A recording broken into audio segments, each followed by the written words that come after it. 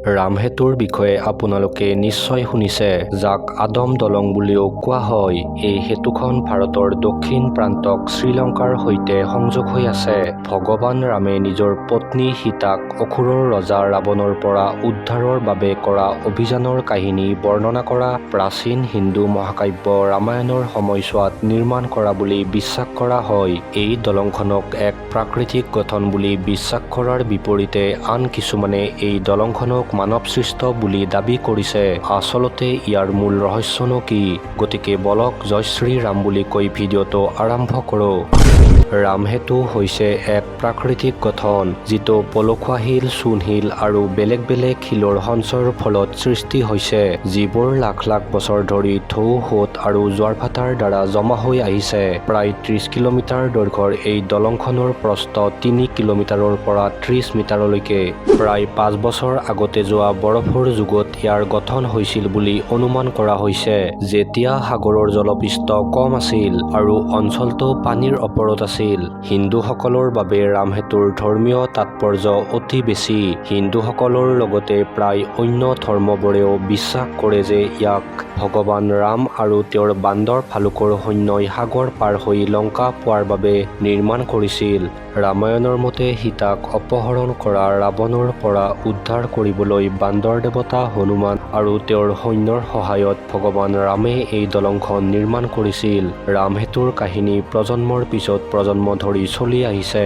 বহু হিন্দুৰ মতে ই ভগৱান ৰামৰ ঐশ্বৰিক শক্তি আৰু অশুভৰ ওপৰত ভাল জয়ৰ প্ৰতীক। 2007 চনত ভাৰত চৰকাৰে যাত্ৰাৰ সময় আৰু খৰচ কমোৱাৰ বাবে দলংখনৰ মাজেৰে জাহাজ চলাচলৰ খাল খননৰ প্ৰকল্পৰ প্ৰস্তাৱ আগবঢ়াইছিল। এই প্ৰকল্পৰ বিৰোধিতা কৰি পৰিৱেশবিদ আৰু ধৰ্মীয় সংগঠনৰ বিৰোধিতা কৰা হয় আৰু তেওঁলোকে দাবী কৰে যে ইয়াৰ দ্বাৰা এটা পবিত্ৰ স্থান ধ্বংস হ'ব আৰু এই দলংখন ভগৱান ৰামে নিৰ্মাণ কৰা মানৱসৃষ্ট গঠন বুলি দাবী কৰে। এই বিতৰ্ক শিখৰত উপনীত হয় এদল বিজ্ঞানীয়ে দলংখন গঠনত মানুহৰ হস্তক্ষেপৰ প্ৰমাণ পোৱা বুলি দাবী কৰে। ৰামসেতুৰ উৎপত্তিৰ নিৰ্ণয়ৰ বাবে কেইবাটাও বৈজ্ঞানিক অধ্যয়ন কৰা হৈছে।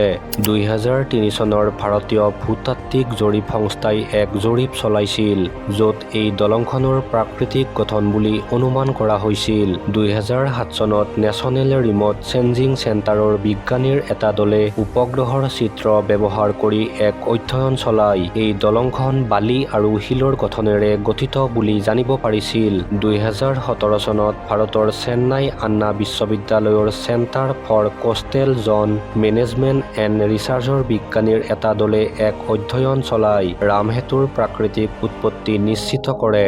ৰামসেতু এক গুৰুত্বপূৰ্ণ পৰিৱেশ ক্ষেত্ৰ আৰু ইয়াত কেইবাবিধো সাগৰীয় জীৱৰ বাসস্থান। শেহতীয়া বছৰবোৰত দলংখন আৰু ইয়াৰ চাৰিওফালে পৰিৱেশ তন্ত্ৰ সংৰক্ষণৰ প্ৰচেষ্টা চলিছিল। 2007 চনত ভাৰত চৰকাৰে জনসাধাৰণৰ প্ৰতিবাদৰ প্ৰতি সঁহাৰি জনাই দলংখনৰ মাজেৰে জাহাজ চলাচল খাল খননৰ পৰিকল্পনা পৰিত্যাগ কৰে।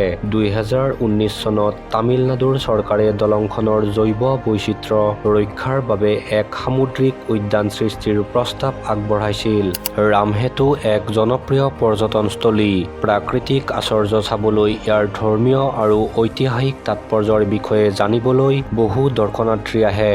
এই দলঙৰ সমীপতে কেইবাটাও তীৰ্থস্থানৰ লগতে ভগৱান শিৱক 12টা জ্যোতিৰ্লিংগম মন্দিৰৰ ভিতৰত অন্যতম ৰামেশ্বৰ মন্দিৰ। গতিকে বন্ধুসকল, ৰামসেতুৰ বিষয়ে জানি আপোনালোকৰ কেনেকুৱা লাগিল নিশ্চয় জনাব। গতিকে আজিলৈ ইমানেই। ভাল চাওক, ভাল শিকক। ধন্যবাদ। জয় হিন্দ, জয় জুবিন দা।